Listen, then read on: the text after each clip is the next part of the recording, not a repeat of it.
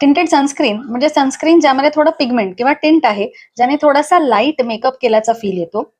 So tinted sunscreen कोणी लावायचं? Tinted sunscreen त्याने लावायला हरकत नाही ज्यांना मिनिमल मेकअपची गरज आहे.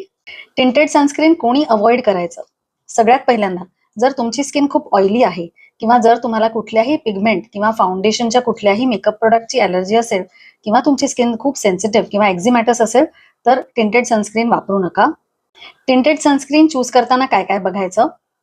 टिंटेड सनस्क्रीन चूज करताना सगळ्यात महत्वाची गोष्ट म्हणजे त्यामध्ये नॉन कोमेडोजेनिक असं लिहिलेलं हवं. तसंच त्यावरती PA++ किंवा PA+4 असं लिहिलेलं हवं. आता हे PA म्हणजे काय ते माझ्या एका रीलमध्ये तुम्हाला मिळेलच. You can scroll my reels. त्यामध्ये PA फॅक्टर हा काय प्रकारे ते तुम्हाला कळेल. सगळ्यात महत्वाचं म्हणजे शेड मॅचिंग.